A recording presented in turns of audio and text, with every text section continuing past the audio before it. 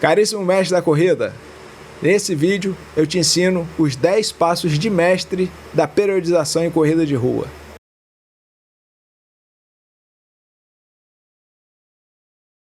Caríssimo mestre, eu sou o professor Vitor Franco, seja bem-vindo aqui ao nosso canal do Clube dos Mestres da Corrida. Nesse vídeo eu vou te ensinar os 10 passos de mestres da periodização, da mesma forma que eu ensinei lá no Clube dos Mestres da Corrida. Com esses 10 passos, você consegue montar uma periodização bem planejada, bem organizada. Mas vamos lá para você já conhecer quais são esses 10 passos, né? Primeiro deles, a análise da performance.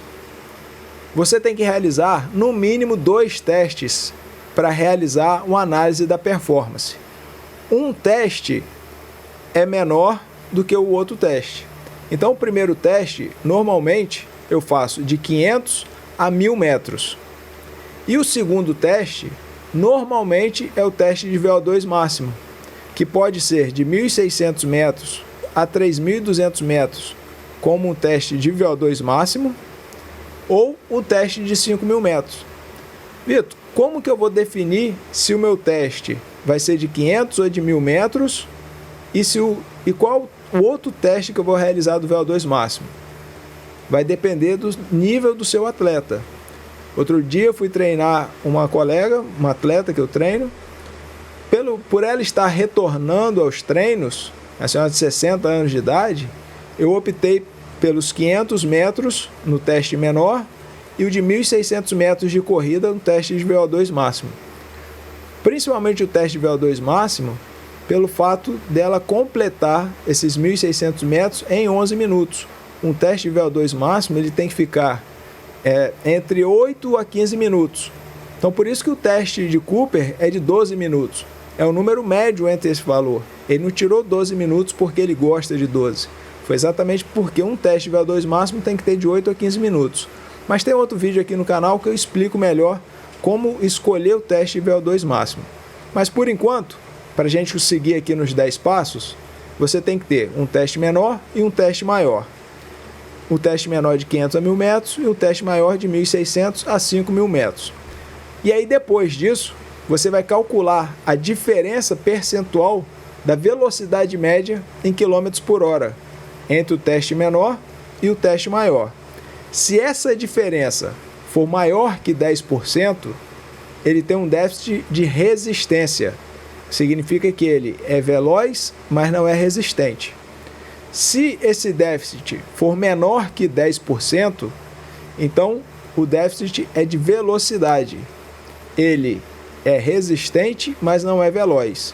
É lógico que o 10% é só um padrão, é um número. Você pode considerar, às vezes, o 10%, 11%, 9% como ele estando em equilíbrio, né? Não precisa ser a ferro e fogo 10%. Eu sempre comento isso, tanto lá no Clube dos Mestres da Corrida, quanto aqui no YouTube. Os números são para nos orientar, eles não são para definir a ferro e fogo o que a gente tem que fazer. Mas vamos para o próximo, então. Segundo passo. Depois da análise de performance, com o valor do VO2 máximo do atleta, você vai definir as zonas de treinamento, que aí podem ser de 3 ou de 5 zonas. E a partir disso, você vai definir o percentual de intensidade que será utilizado na prescrição do treinamento. Os 60%, 70%, 80%, 90%, 100%, 110%. Cada um desses percentuais tem um objetivo. Então, quando você determina a sua zona de treinamento, 3 ou 5 zonas, e esses percentuais, você já deu o segundo passo para ter uma montagem periodizada e personalizada, né, do seu atleta. E agora vamos para o nosso terceiro passo. Você tem que contar o número de semanas do macrociclo. Do dia de hoje até o dia da prova-alvo, faltam quantas semanas? 15, 20, 24 semanas? Isso é fundamental para você definir as suas fases do treinamento, as fases que a gente vai ver daqui a pouco. Mas antes disso, eu queria dar um recado para vocês. Sabia que lá no Clube dos Mestres da Corrida, eles têm acesso a uma aula detalhada de 2 horas explicando todos esses 10 passos? E tem uma planilha lá também que é meu xodó. Não adianta pedir que eu não dou nem vendo. Mas ela é gratuita para quem está no Clube dos Mestres da Corrida. E ajuda a definir esses 10 passos automaticamente, entre aspas. Porque é uma planilha muito eficiente, uma planilha de Excel, e que ela agiliza todos esses procedimentos que a gente tem que fazer. Então, por conta disso que eu te convido, se você quer se tornar uma referência profissional na corrida de rua, então associe-se ao Clube dos Mestres da Corrida. Tem um link aqui na descrição e eu espero você lá. Se você tem alguma dúvida, tem um zap também do nosso suporte. Entra em contato pelo zap que a gente vai ter um prazer de responder as suas dúvidas. Mas vamos para o passo número 4. Fases do macrociclo. Estabeleça quantas semanas terá cada fase do seu macrociclo. Normalmente, o macrociclo é composto por 4 fases: a básica, a específica, a competitiva e a de transição. A de transição eu não vou considerar, porque a transição é mais simples, entre aspas, de você montar. Agora, essas 3, tenha o nome que tiver, elas sempre vão fazer parte do seu macrociclo. E aí eu vou dar uma sugestão, uma dica de mestre. Por exemplo, digamos que o seu macrociclo tenha 20 semanas. Uma sugestão que eu dou para você é o seguinte: diminui 4 microciclos finais para a fase competitiva. Sobram 16. E depois você pega essas 16 semanas e divide 8 semanas de básica, 8 semanas de específica. Ou então você pode colocar ali 10 semanas de fase básica, 6 semanas de específica. Ah, Vitor, mas 4 microciclos para a fase competitiva é muita coisa. Então coloque 3, coloque 2. A sugestão é uma forma de você dividir a quantidade de semanas da fase básica, a quantidade de semanas para a fase básica e para a fase específica. Coloca ali em torno de 50% a 60% da fase básica e de 40% a 50% para a fase específica. O que vai determinar se é 50% ou 60% da fase básica? O de sempre. Quem é o seu atleta? Ele já estava treinando? Qual a distância que ele vai percorrer? A distância é uma estreia? Ele está saindo dos 21, vai para os 30 quilômetros? Está saindo dos 42, vai para os 100? Como que é essa estreia, essa evolução desse atleta? Então, se ele precisa de uma fase básica maior, eu coloco 60%, essas semanas que faltam, diminuindo essas 4 para a fase competitiva. Se ele é um atleta que já estava treinando, está vindo de um outro macrociclo, vai iniciar um segundo ou terceiro macrociclo no ano, então eu já faço uma fase básica menor para esse atleta. Vários outros detalhes a gente pode apontar, mas ainda faltam 6 passos para a gente completar os nossos 10. Vamos seguir adiante. Modelos de periodização. No Clube dos Mestres da Corrida, a gente ensina a usar a periodização linear, a reversa e a ondulatória. É fundamental que você conheça esses 3 modelos para definir qual tipo de periodização que você vai adotar para cada um dos seus alunos. Não existe receita de bolo, mas existem algumas regrinhas para você seguir na hora de definir esse modelo da periodização. Passo número 6. O volume do mesociclo. E aí tem um detalhe bacana. Você vai definir o percentual do volume de cada mesociclo, de cada mês. E a densidade do mesociclo, entre aspas, porque isso não é uma palavra que vocês vão encontrar no livro. Não é uma palavra que existe, densidade do mesociclo. Existe a palavra densidade, que é a relação entre o tempo de esforço e o tempo de recuperação durante um treinamento intervalado, por exemplo. 2 por 1, corre 2 minutos, descansa 1. 4 por 1, vai correr 8 minutos e descansar 2. Essa é a densidade do treinamento intervalado. O que eu chamo aqui de densidade do mesociclo é você definir quantos microciclos de esforço você vai fazer para um microciclo de recuperação. Isso que é a densidade do mesociclo. Então você define o volume e a densidade. Normalmente eu trabalho 3 por 1. 3 microciclos de esforço por 1 microciclo de redução. Se você conhece isso com outro nome, coloca nos comentários, bota a fonte também, para eu poder pesquisar e poder aprender mais, porque quanto mais a gente ensina, mais a gente aprende. Então, coloca aí que eu tenho interesse em conhecer mais, em aprender mais, e vocês me ajudam bastante com isso. Passo número 7, os tipos de microciclo. Existem 8 tipos de microciclo. Tem um outro vídeo aqui no canal que é explicando cada um desses tipos de microciclo. Você vai estabelecer qual é o tipo para cada semana que você vai realizar dentro do seu macrociclo. É introdutório, é de controle, estabilizador, choque, recuperativo. Tem mais 3, eu não estou lembrado agora não, e é bom que você procura lá no vídeo depois para dar uma olhada. Defina o tipo de cada microciclo, de cada semana dentro do seu mesociclo e do seu macrociclo. Passo número 8. Volume dos microciclos. Estabeleça o percentual do volume de cada microciclo, de acordo com o passo número 7, um passo anterior.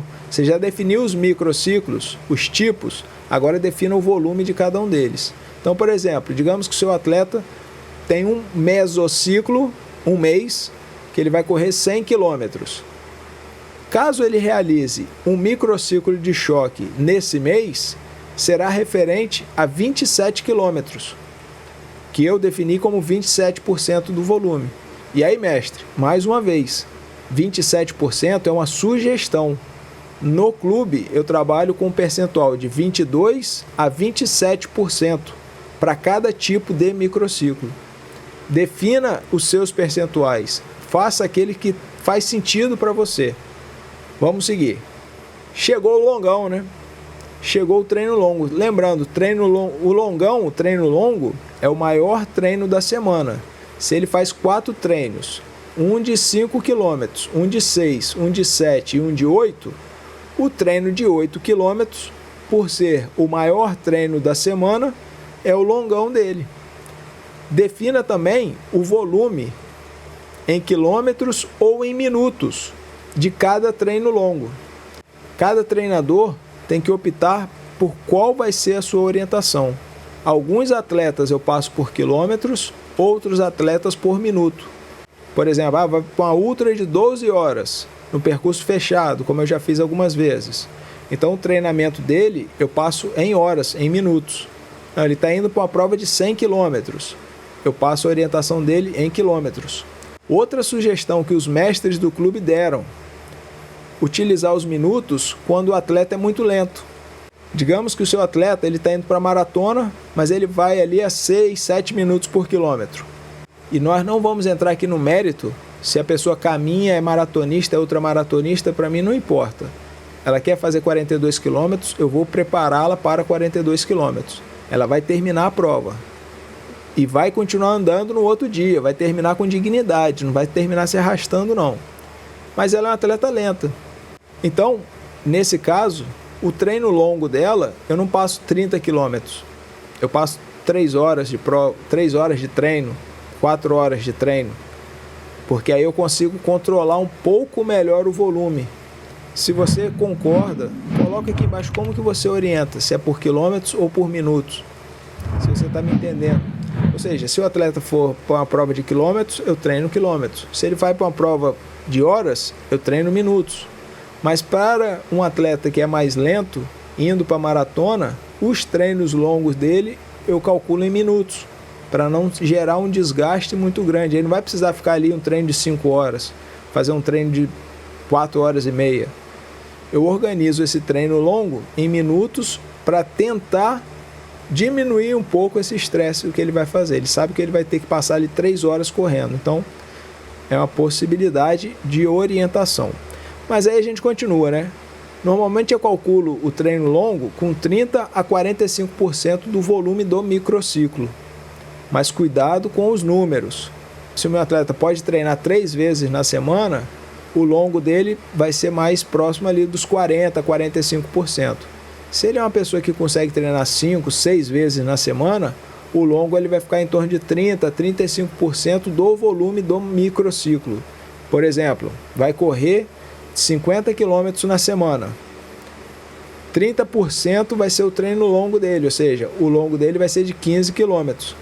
Os outros 70%, os outros 35 km, eu vou dividir nas outras sessões de treino desse atleta. Vamos continuar aqui agora, ó. Chegou o passo número 10. Esse daqui também tem vídeo no canal, porque é um tema extremamente importante e necessário que a gente discuta. De acordo com o déficit de performance que ele apresentou lá no passo número 1, se é de velocidade ou se é de resistência, você vai determinar a distribuição da intensidade dele. Por exemplo, o meu atleta tem um déficit de velocidade, então, logicamente, eu vou fazer mais treinos com ele de velocidade, Z3, no treino polarizado, 80% na zona 1, 20% do volume semanal acima da zona 1, nesse caso na Z3, para realizar mais treinos de velocidade. Não, Vitor, a análise de performance apontou que ele tem um déficit de resistência. Então, os seus treinos têm que ser mais o quê? De resistência. Muito bem, mestre. É assim que a gente vai aprendendo. O tipo de distribuição de intensidade que treina mais resistência é o piramidal. É onde você vai ter mais treinos, mais volumes intensos na Z2. Por isso que o passo número 1 é fundamental para você distribuir a intensidade do treinamento. Não necessariamente esses passos têm uma ordem, mas todos eles têm que acontecer para você conseguir realizar uma boa periodização do treinamento. E aí, mestre, curtiu os 10 passos de mestre para a montagem da sua periodização? Ali você tem uma orientação. É lógico que é um vídeo aqui rápido no YouTube, mas que já te dá muitas dicas que você não encontra em outros lugares. Por isso que eu falo com vocês, se você gostou do vídeo, além de curtir, vou pedir, né, inscreva-se aqui no canal também, marque o sininho das notificações, porque assim, toda vez que eu lançar um vídeo novo, você vai estar recebendo. E aqui no canal, a gente está postando de 3 a 4 vídeos por semana, tempos variados, assuntos variados, mas todos os vídeos focados e direcionados no seu desenvolvimento profissional. Obrigado por você ficar até agora e lembre-se, hein? Ninguém evolui sozinho.